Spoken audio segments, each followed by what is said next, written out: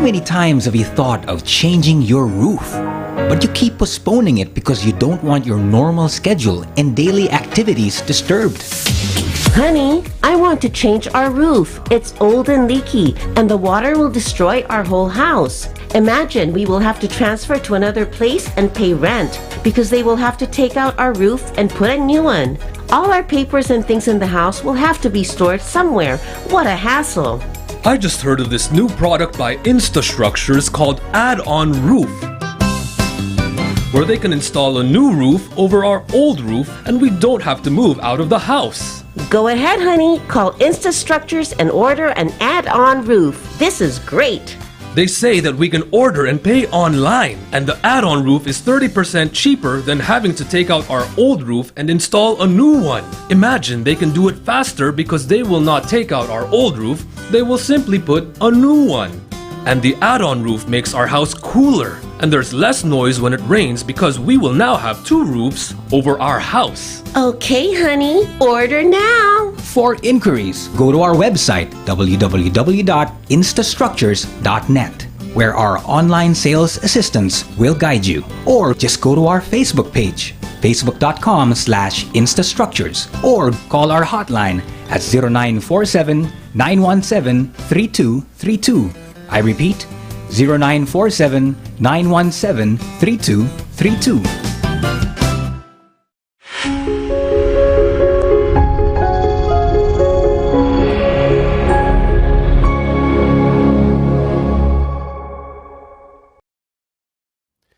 Hello, Philippines, and welcome to the World News Jam right here on RJTV, channel 224 on Sky Cable. My name is Eric Lecain. We are coming at you today via Sky Cable, also DZRJ Radio, 8:10 a.m., also TV Plus boxes, the DZRJ Facebook page, YouTube, and TikTok. Coming at you all around the country, bring you the most interesting news of the week. We here on the Jam mostly talk about things happening outside the Philippines so you can stay informed as to what's going on in the world and be smart in front of your friends. Yeah, today we'll be talking about China, Russia, the U.S., Britain, Korea, even Mars. So stick around for some really good stuff coming up. So let's jump right in. Remember last week when we talked about the upcoming meeting between China and Russia, most notably Putin and Xi? What were they going to talk about? And what would be the new future relationship between these two based on that meeting? I mean, Xi was meeting up with Russia really before meeting with the U.S., basically telling the U.S. we are going to Russia before we are going to you. So, was this meeting a way to give China a stronger platform against the United States? If there was a stronger alliance with Russia, would that somehow create a more united front against the United States? Or was it about China's thoughts on what has turned out to be the great Ukrainian debacle that the Russian military has found its way into? If you remember, China had stood by Russia even before the war started. They blamed NATO and the United States, saying that they should somehow have never tried to expand their presence in the region, and that it was their fault for those problems in the first place. Almost like they have been glued to Russia TV this whole time and adopted all of their talking points. But the thing is, China most likely never thought that this would all turn out the way that it has. Many believe that China never thought that Russia would actually invade the Ukraine, and if they did, the whole thing would be over in a matter of days. I mean, a lot of us believe that. But wars have a funny way of turning out, don't they? You look at the massive firepower of the U.S. and how things went for them in Vietnam and Afghanistan. I mean, I guess none in the U.S. even imagine how much the U.S. would have fallen in behind the Ukraine, which the more Ukraine seems to hold its own against Russia, the more the U.S. intervenes. But you got to think right now that even though the Chinese like the idea of changing the world order with them as the brains and Russia as the brawn, you got to be wary of how this whole war thing could backfire a little bit on them. I mean, right now, the Ukrainian war is really a stalemate. And it doesn't look like either side is going to back down or win anytime soon. The more that this thing drags on, the more Ukraine looks like heroes. And Russia will become an albatross hanging around China's neck. I mean, if you don't want to be associated with the loser, and currently, win or lose, Putin is all in on this one. In fact, losing is not an option for him, which means if Russia cannot win and the Ukraine starts to be getting the upper hand, there's a good possibility Russia will not allow for old Vladimir to stay alive. China puts all its eggs in that Putin basket. Those Russian chicks don't hatch. Where does that leave China? I mean, if Putin is all of a sudden out of the picture, where does that leave Russia? We talked about this and how the world leaders will change, and so will the world with it. And if the Russian leader changes, what's that going to mean for the world? Don't forget, right now, Russia is also working on its relationship with India to team up with them in some way. Yeah, that would be the same India that China would like to limit their playing time in this game of world domination. I mean, after the U.S. tripped its way out of Afghanistan, you can tell that China has wanted to at least get something out of that. Some kind of influence in the Central Asian region.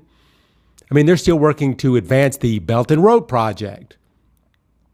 How are they going to balance that initiative? And they delicately balance this new relationship with no limits with that worst kid in the class, Russia. I mean, if China continues to try to strengthen its ties with Russia, they obviously, in turn, weaken their ties with the West. Even Putin admitted that this is a problem. At the summit in Uzbekistan, Putin let loose that China has some concerns as to the outcome of the long-term consequences of his Ukrainian war.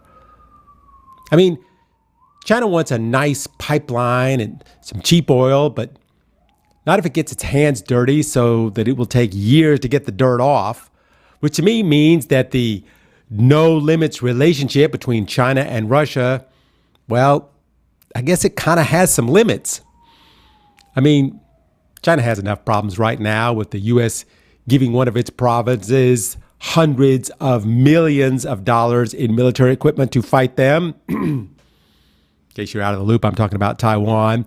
If this war in the Ukraine turns ugly, I mean, it's already ugly, as Russia has been having even bigger problems than it already has, China doesn't want to end up being guilty by association.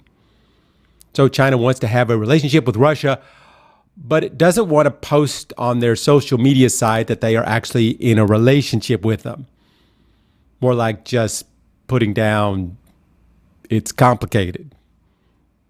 You know, just in case they may want to date someone else down the road. I mean, I'm sure every time the Russians say, our good friend, the Chinese, China has one of those uncomfortable smiles.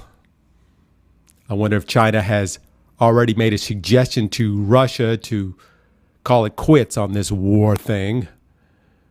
The war is causing all kinds of havoc around the world. Supply chains, food markets, energy markets. I mean, you know, Russia, you just gave it your best shot, but it didn't work out. Now you're not only causing problems for yourself, but you could kind of be causing it for us, you know, China, causing us a lot of problems. But China sees the potential of the Russia-Chinese alliance and sees it as a good way to balance the power in the world against the United States and maybe even tilt it in their favor. I mean, individually, to go up against the U.S. and NATO is not going to be healthy for China, but teaming up with a person such as Russia in a single force could maybe split the world in half. Eventually, each country around the world would have to pick a side. This is what China wants and what Russia really wants. I mean, China and Russia really don't have much in common except the fact that they both share a common enemy. That being everyone else. Well, okay, mostly the United States and the EU. The U.S. has intervened in what they both call domestic issues. Obviously, the U.S. is supplying arms to countries that both Russia and China say are part of their country. So this gives both of them a reason to join together to give other countries a choice of who they might turn to. Both China and Russia basically ignore human rights as an issue. They control their media, they control their internet and all the flows of information. They are, by all accounts, not free democracies. So if you are a country that shares those values, this can give you an alternative from not always having to look to the West. Now, speaking of the Ukrainian war, we just recently passed the 200th day of the war, and the news out of the Ukraine is not really getting any better. Ukrainian forces have been able to push back the Russians and regain control of several cities, but in doing so, the Russians have been going after main infrastructure sites. They targeted 8 cruise missiles at a dam. The water pumping station was destroyed and the dam broke through. Over 100 homes were flooded. Ukrainian foreign minister called the attack a war crime and an act of terror. He said that the Russian cowards were beaten on the battlefield, so they turned the war on the critical infrastructure and the civilians. He said Russia is a terrorist state and must be recognized as such. Also, the defense ministry said that they have recently discovered what they believe is a Russian torture chamber used by the Russian troops to hold Ukrainian prisoners.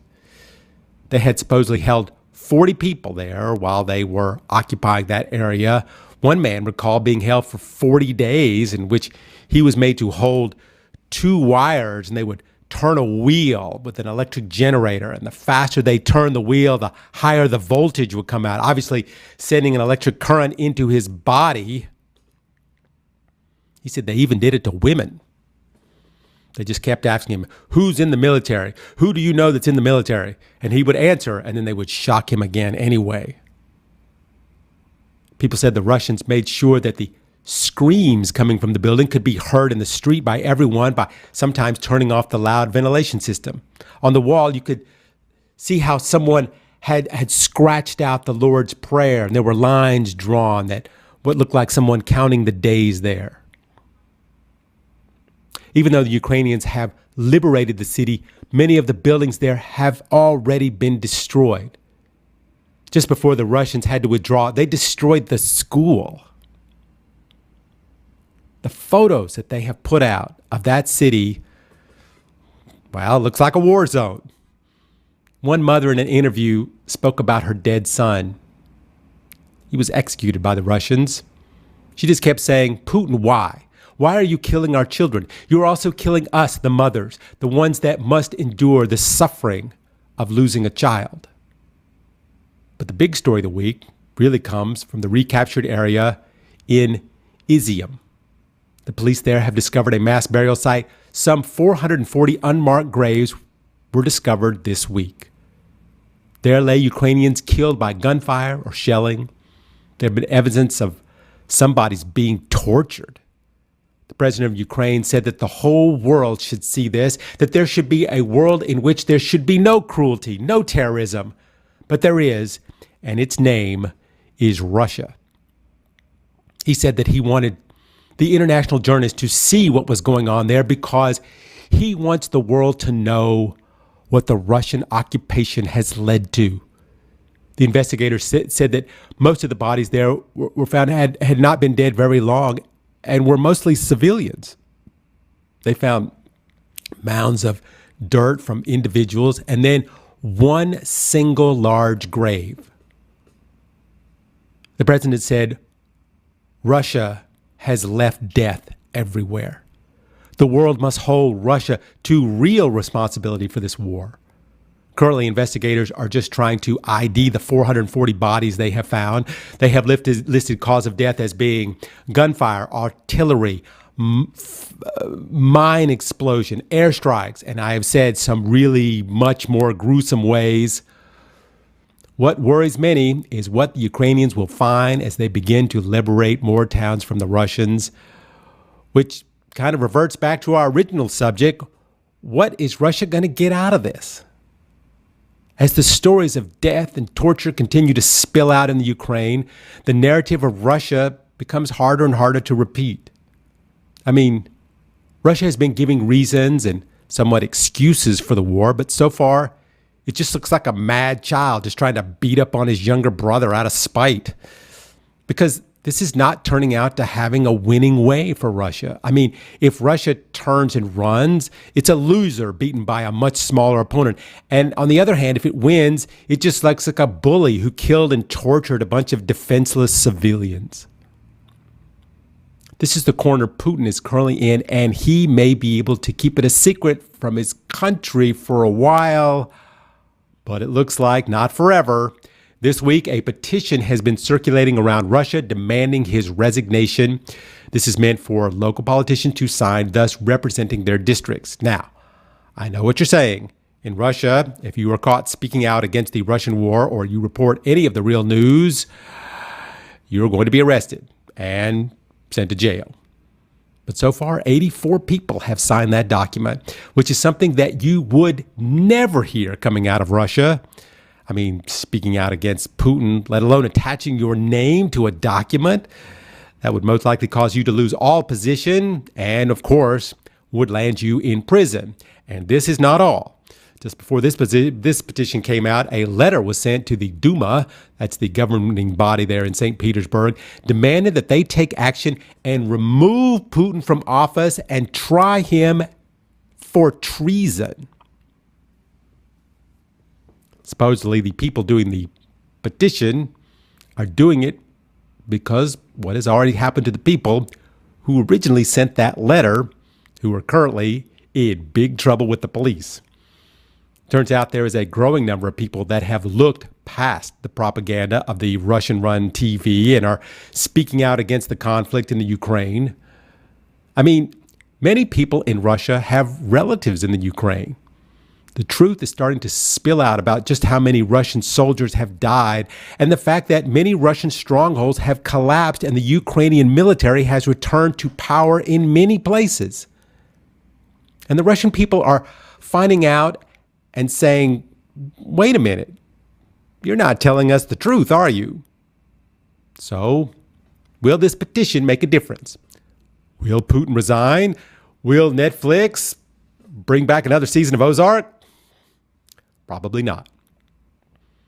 But at what point will someone strong enough in Putin's orbit make the move to overthrow him?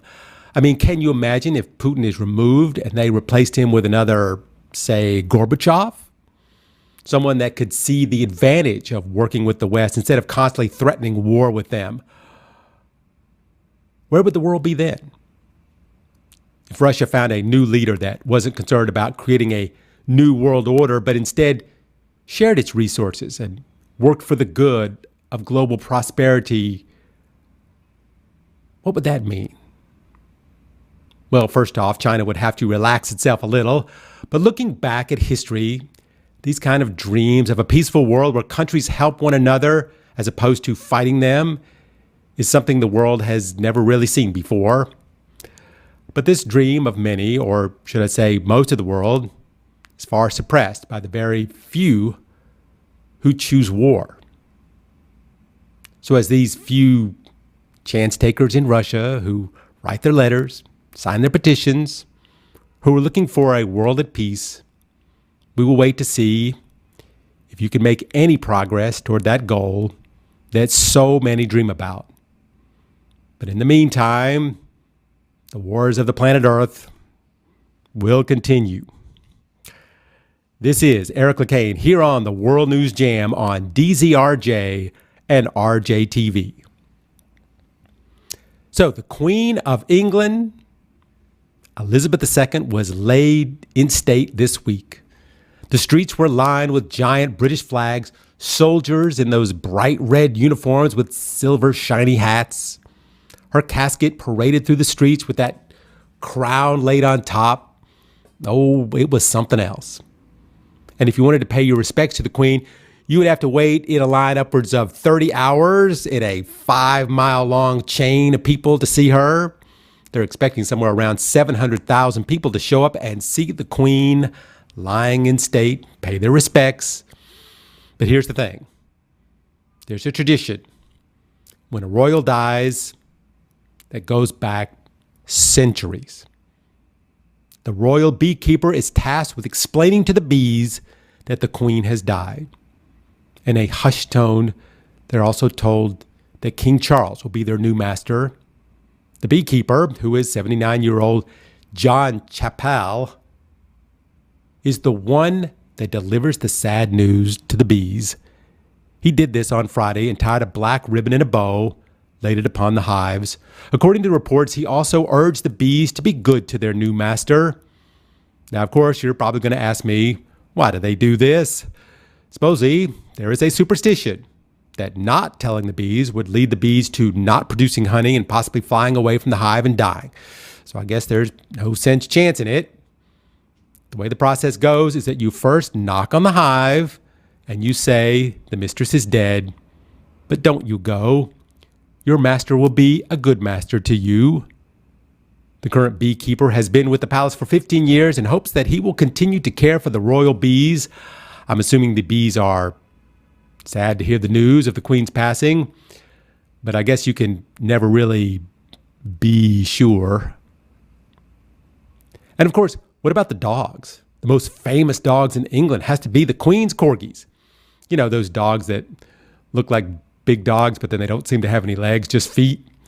Well, she had two corgis, Sandy and Mick, and a dorgie, which is a corgi Dachshund mix named Candy, new Cocker Spaniel named Lizzie. However, her real name is Wolferton Drama. Go figure. These dogs were very famous, as the Queen would consistently bring them into the public, and they had a multitude of historical pictures, all taken with her and her dogs. Now, of course, the Queen has had multiple dogs throughout her reign as Queen, starting with Susan, the corgi that she got on her 18th birthday. And there's been others too. Bisto, Oxy, Flash, Spick and Span, Tinker, Harris, Pickles, Brandy, Barry, Chipper, Piper, Cider, and of course, Barry. Her dogs had their own room in the palace. They each had their own wicker basket, and their linens were changed daily. They are fed a choice of rabbit, chicken, liver, beef, cabbage, and if you can believe this, rice. The meat is cut into cubes as to make sure there are no bones with which could cause choking to the royal dogs.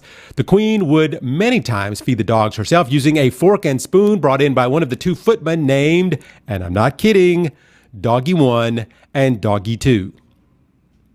The dogs would sit in a semicircle and she would feed them in order of seniority. The dogs will be sent to live with Prince Andrew and his family. Not sure if King Charles will have a dog, but we will never forget the Queen's corgis. So the Queen has left her dogs, but also, along with them, the history of a 3,106 carat diamond. Now, she did have a lot of jewels, you know, the royal jewels. But now that she has passed, people are asking about whether the late Queen of England should really have even had some of those jewels. This story started back in 1907, 2 years after the discovery of the largest diamond ever found, a ridiculously large diamond that was excavated from a private mine in South Africa. It was mounted onto a scepter and named the Great Star of Africa. The thing about this diamond is that it was so big, it was compared to the size of a human heart in its original form. It was sent to Amsterdam in 1908 to be cut into the form it is now. But it brings up the question of British colonialism and whether the stone really belongs to Britain or whether it actually belongs to South Africa. The African government believes that the transaction of moving the stone to Britain at the time was illegitimate. This is because the Great Star is considered a blood diamond and is looked at as being stolen by the Brits. Even though at the time South Africa was a British colony, now the diamond, which was the largest ever found at that time, was cut into 9 larger pieces and 96 smaller pieces. The one in the Queen's scepter is the largest piece. The second largest, of course, in the imperial crown, the same as what you see the Queen wearing in several of the portraits of her. But the issue is that now that she has passed, Africa wants it back. Their point of view is that Britain is accused of using its colonial powers to steal lands and appropriate mines that belong to the people. They are calling now for the repatriation of all of the colonial theft that happened during the time, and that the Great Star of Africa is part of Africa. Africa has persistently fought to recover artifacts pillaged by England during its rule there. Recently, the Museum of London decided to return 72 of those objects taken during the British military operations back in 1897. But this is not the only diamond that's in the news this week. What about the Koh-i-Noor? Heard about that one before, the diamond that sits on the top of the crown of the Queen Mother. Now, that diamond goes back centuries to the first ever known diamond mine. It can be traced back to the 1740s. It was passed and looted and changed hands many times until the British colonization of India, when the royals got a hold of it and they kept it. Supposedly, this diamond will always bring bad luck to men, so it can only be worn by women. Currently, it's on display in the Jewel House in the Tower of London.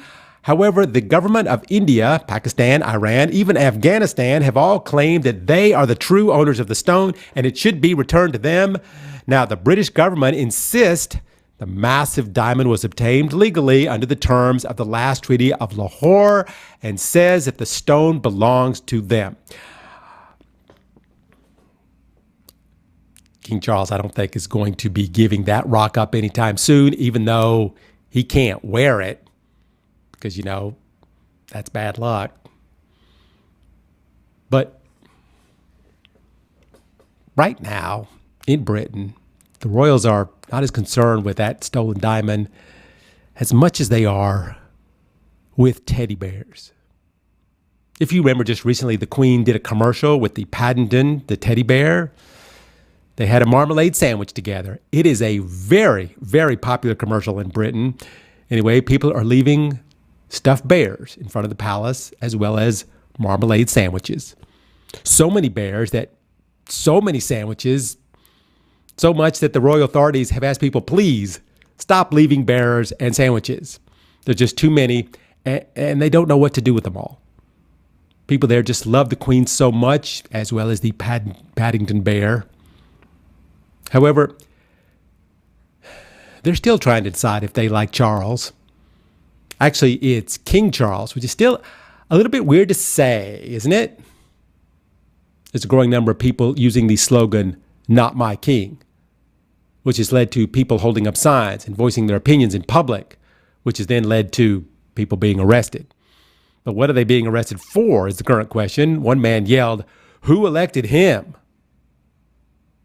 This is right as they were pronouncing Charles the King. He said, "Head of states being imposed without our consent."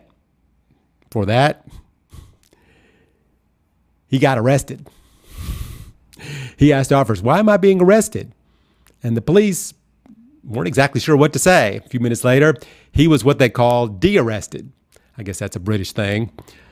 Someone else also had a sign that said, "Not my king." She was also arrested. Another yelled to Prince Andrew, calling him a sick old man, as he's accused for liking the young women. This is something new for the royals. It's something they will have to deal with, and that is criticism. It was widely thought that once the Queen died, so would the respect and admiration of the royal family. People will never forget the death of Diane and will forever blame Charles for that. And Prince Andrew is still in a lot of hot water for accusations of sleeping with underage girls. Now, in the past, kings could behead their wives if they got bored with them, and they could sleep with as many underage girls as they wanted. However, those times have changed. The royal family is not all as powerful as it once was, and many are starting to question, what is the use of having them anymore anyway? The people of Britain love the Queen, but many of the people in Britain don't seem to have the same love for King Charles. Many of the British colonies are in the midst of planning their independence from Britain now. I mean, the royals still have ceremonial duties and responsibilities, but now that the Queen is dead, do they really wield any power at all? I mean, Charles will sign in all the laws to make them official. However, He can't make any laws. He can't reject or change any laws. The Queen actually did not have much power. However, she carried herself as if she did, which is why there was so much respect for her, I believe. Charles, on the other hand, is starting at less than zero. He will not actually rule, but rather reign over a country. He is really there just for show. A lot of ribbon cutting, you know. So what's on people's minds in Britain and around the world, for that matter, is not just that the Queen is dead, but do we still need a monarchy? When you look at Charles, do we think king? Are countries still happy as being part of the British Empire? Or is that time just to be remembered in movies? In the meantime, it's going to be King Charles. We will just have to live with it and, well, see if it catches on. This is Eric Lecain of the World News Jam on DZRJ and RJTV. Let's jump over to some U.S. news. You know, I got to say, the U.S. sometimes just seems plain crazy, doesn't it? The political winds there, they seem to blow all the time now. A few years ago, you could turn on the TV news and say something like, oh, that just can't be true. Now you turn on the TV news and you say something like, oh, that doesn't surprise me anymore. Well, this has been one of those weeks where you say, oh, that just can't be true, but that doesn't really surprise me anymore. And it all started in the state of Florida. Now, that doesn't surprise me at all. They got their share of migrants, people that enter the country trying to escape from persecution, very much the same as the way the Europeans did back in the 1400s when they fled Europe to find a better way of life in the U.S. Anyway, as we know from some of our previous shows, Republicans do not like migrants coming into the country, even though, as we all know, the U.S. cannot function without people from other countries to do the jobs that Americans won't do. But what the Republicans will do is continually say that America should close its borders because America is only for Americans. You know, the white people. Which, if you look at these politicians, I don't see any other colors of skin.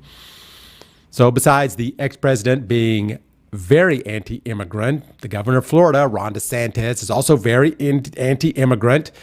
His idea to deal with immigrants is that when an immigrant comes across the border in the U.S. and into a Republican state like his, they would ship them to a state run by a Democrat. He made a statement recently that if immigrants started showing up at Democratic states, then they would shut down the borders in a day.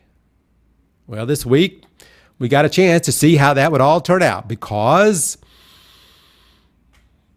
this is what the governor of Florida decided to do. A group of migrants came up from Venezuela, traveling through several countries to escape the horrors of the current situation down in Venezuela. They got to the border of Mexico to apply for asylum to the U.S., which you can legally do. DeSantis' crew told them if they want to get housing, good job, plenty of food, all they got to do is get on this private plane from Florida. So they got on the plane. A private plane paid for by the governor's office of Florida. It flew them to Florida. Then it flew them to North Carolina. Then it flew them to Massachusetts to the island of Martha's Vineyard. And they just left them there. They didn't call ahead of time. They didn't coordinate with the immigration office there. They just left them there at the tiny airport in Martha's Vineyard. Actually, when the immigrants arrived in Texas, they were told that they had a hearing in San Antonio. But the DeSantis people said, don't worry, we'll take you to Boston.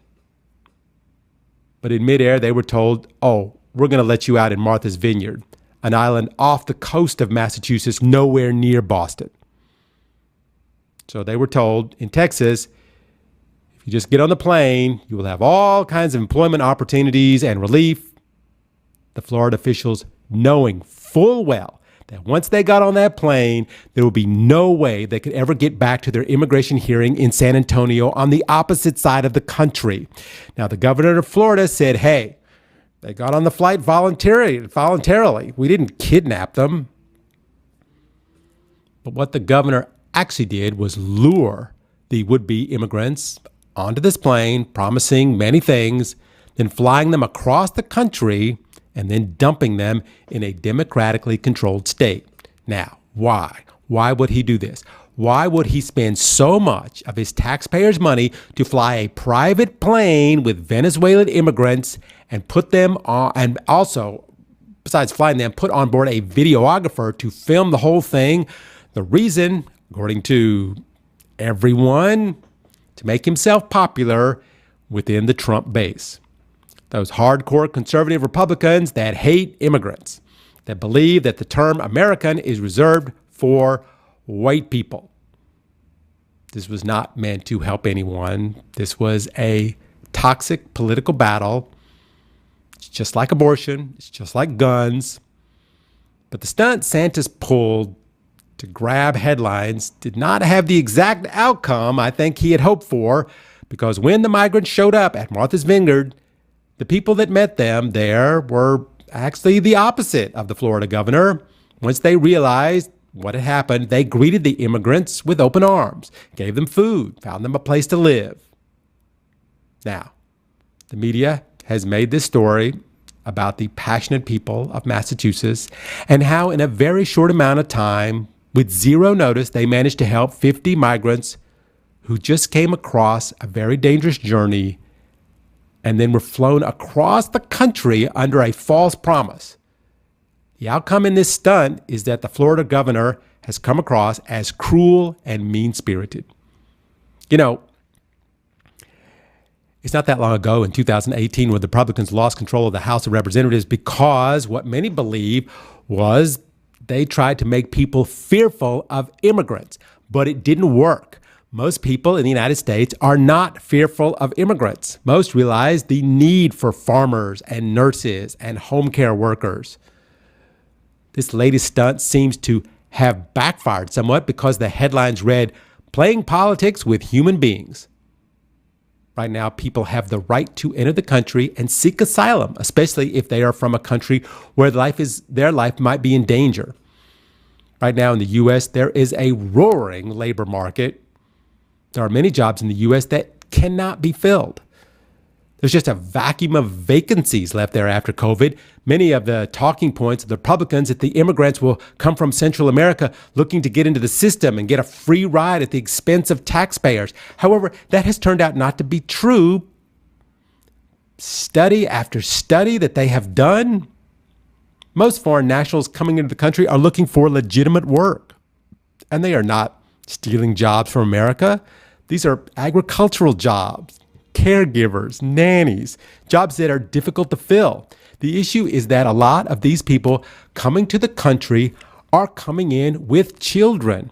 Flying them to Massachusetts where they know no one and don't know what to do can be very dangerous to a family. But the good thing is that there are very many Americans that are nice, and many are very helpful in many ways. As luck would have it, there are many of these people in Martha's Vineyard, a tourist town that was up to the challenge.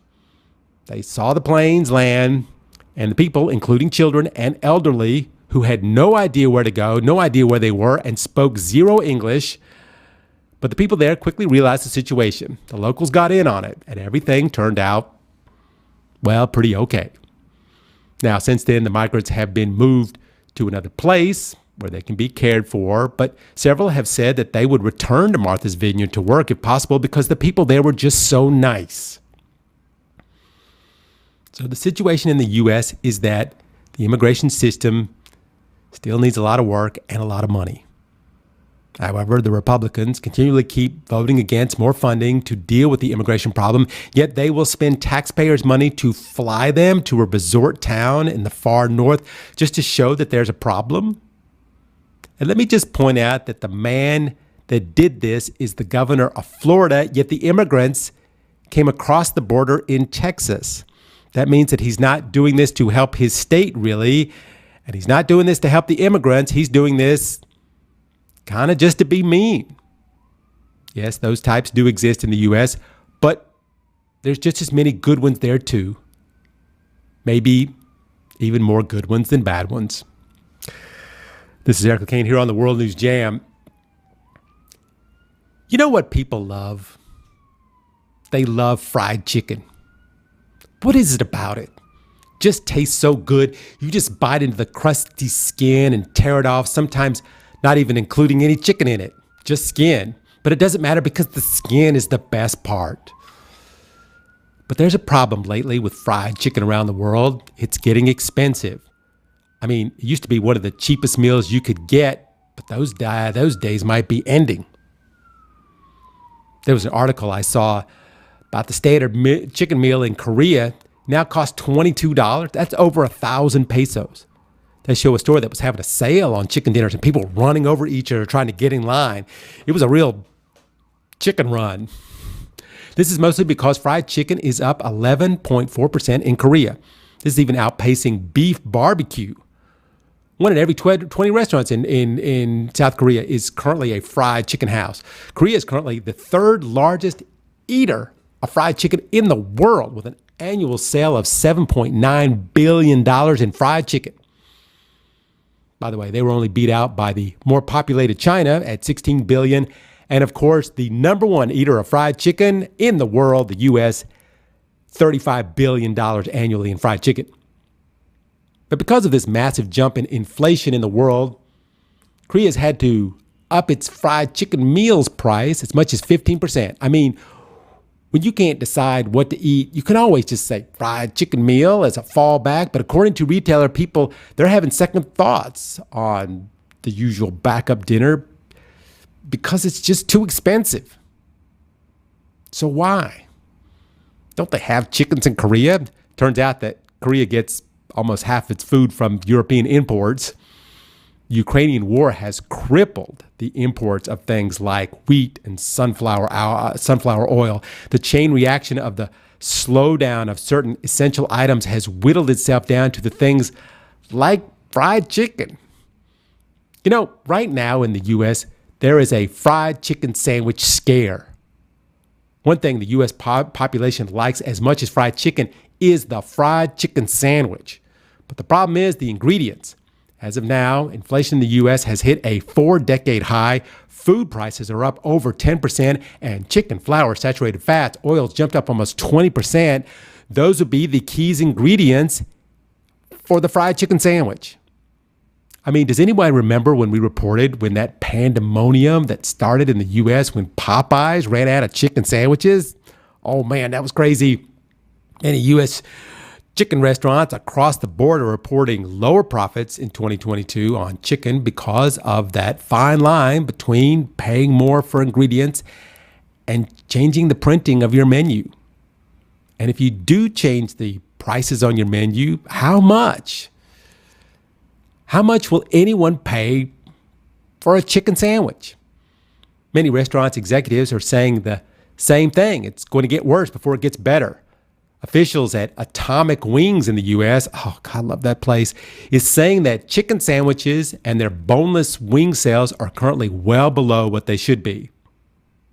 Now, on a side note, the great invention is the boneless chicken wing. By the way, there's no such thing as a boneless chicken or wing. They actually mold it out of the breast part to look like a wing. But the thing is, right now, real wings are coming down while the breast part is going up in price. I mean, does that mean we will soon be forced to eat real chicken wings with the bone in them? The question is, will a 10-piece of chicken cost $20 soon? People at KFC are like, we don't want to jump ahead of ourselves. We don't want to scare people too much. KFC has stated that they want to wait out the storm. Even though they are paying higher prices, they don't want to jump ahead because prices may come down. Well, we hope they will, which leads us to the Philippines now. I don't want to get too much into the local news, but on the Asian markets right now, Philippines is the most vulnerable in the worldwide food inflation. Why? Because of the Philippines' reliance on imports to feed its growing population. Currently in Southeast Asia, many countries are being very aggressive on handling the inflationary costs of food. Many have gone with banning exports on certain products. Indonesia has added controls on palm oil, while Malaysians on chicken. And of course, India with slowing its exports of wheat and sugar. Philippines does not have tools to deal with the squeeze brought on by imports of other countries, so it's forced to follow instead of lead. Of course, we have been focusing on chicken, but the real chink in the armor is the importation of rice. And how are the inflationary costs of importing rice going to affect the price in this country? So the way to offset this is government subsidies. But the pandemic kind of screwed that all up, didn't it? Anyway, I don't want to get sidetracked into how the Philippines tracks its inflationary rates, but suffice to say, the world's inflation rate is at an all-time high, with some countries like Israel at 25%. What does that even mean at this point? I mean, inflation is the rate of rise in prices. If incomes can't match the rate of inflation, then we have a big problem, especially in the Philippines, where the salaries do not match the cost of a chicken sandwich. The country can survive off the subsidies, but for how long? Other countries cannot combat inflation by putting a cap on exports, offsetting the price of imports. But for countries such as the Philippines, this can be difficult. And unfortunately, they end up on the negative end of this stick. In the end, inflation will always benefit the rich. Borrowers, investors in stocks and commodities will always come out ahead in these inflationary crises. But the poor and the ones earning basic income will always be the one to carry the weight of an economic crisis such as what we are currently now in. The person living in the high-income condo is spending 20% of his income on essentials, while the person living in the small house with the mother, the father, the sister, the brother is spending 60% of their income on essentials. While the price of chicken goes up 15%, the rich guy won't even notice because his eye is on the 80% he has in the commodities market. But the man living in a minimum salary has to decide if he can buy chicken today or if it will take too much of his salary. Right now, the world has been dealt an inflationary blow. It's not normal inflation. It's created inflation. The erosion of the Philippine peso is on full display right now as the price of everything is creeping up. Maybe the initial economic tsunami hasn't hit yet, but I feel like it's coming. So everyone needs to brace yourself. Is the 1,000 peso chicken dinner possible? Seems like it might be. I wonder if the chicken understands how valuable he is right now. This is Eric Lecain here on the World News Jam on DZRJ and RJTV, bringing you some of the most interesting stories from around the world, talking about some stuff that you need to know. I like the way that sounds. Like this next story. You know, the question, the biggest, the most important question in the history of man is there life in the universe other than us? Is it possible? Are there other planets out there that are similar to Earth? And there's beings on it that are similar to us?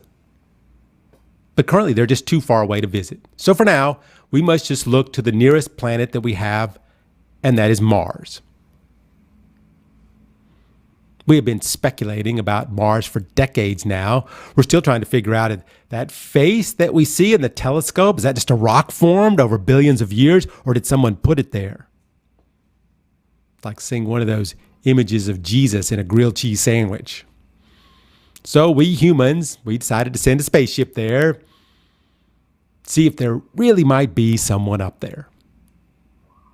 As we have talked about multiple times here on the show, the Perseverance was sent to Mars back in 2020 to check things out. You know, send a lot of videos, a lot of pictures back. And eventually, it's going to bring some rocks back. Well, this week, there was a major find on Mars in one of those rocks. Is it life?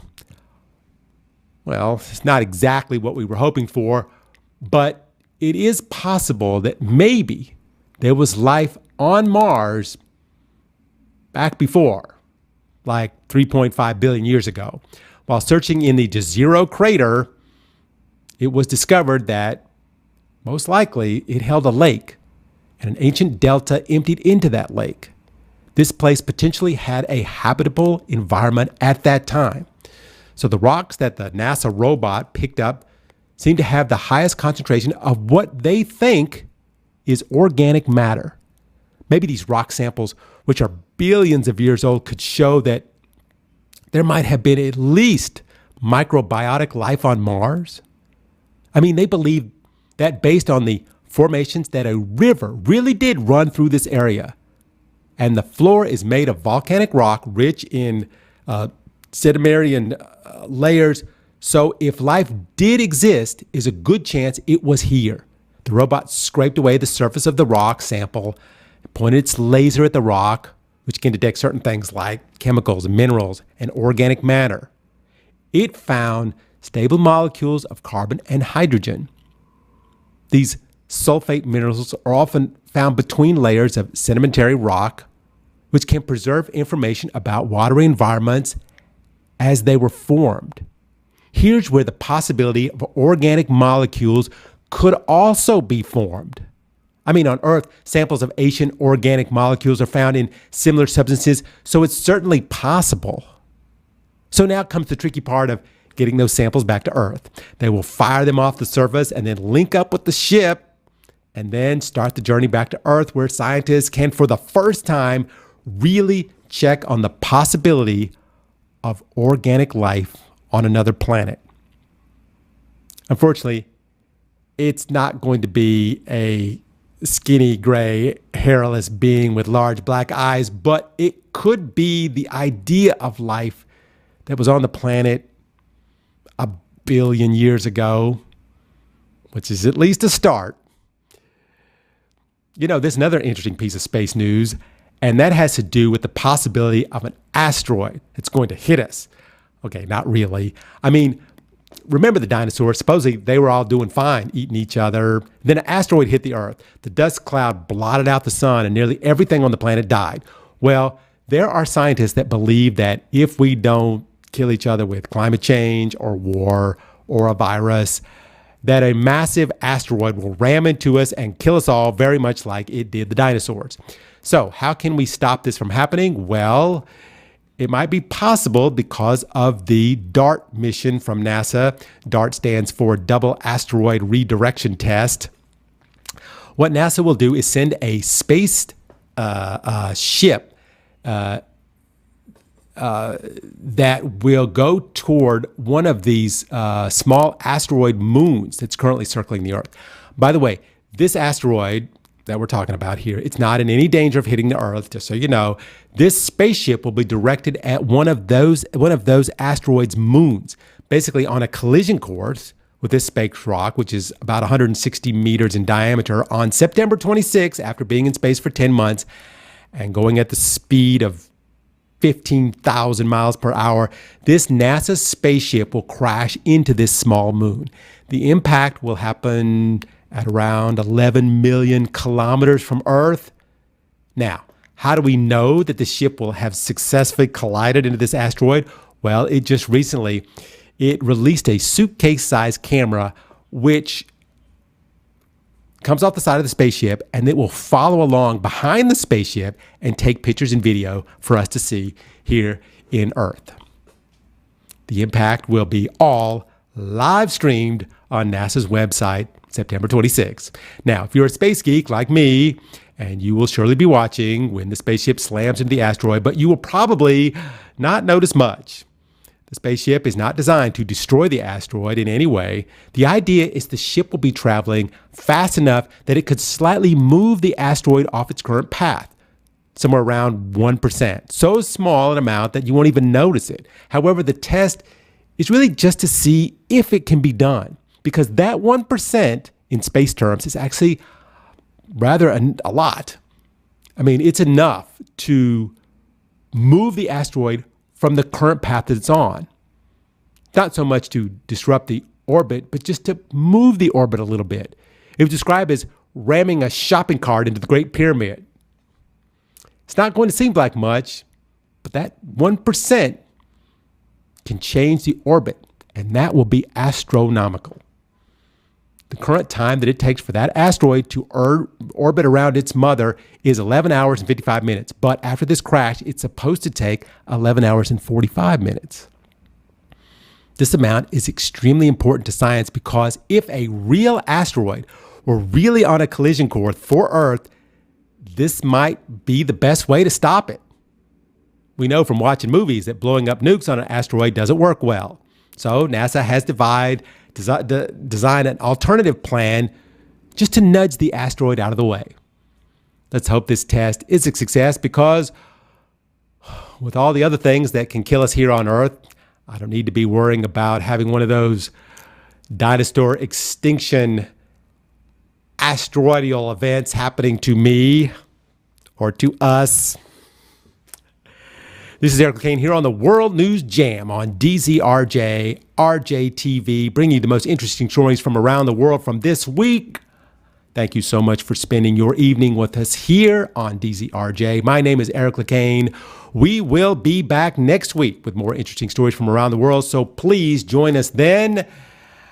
And for now, everybody be safe out there. We'll see you next week.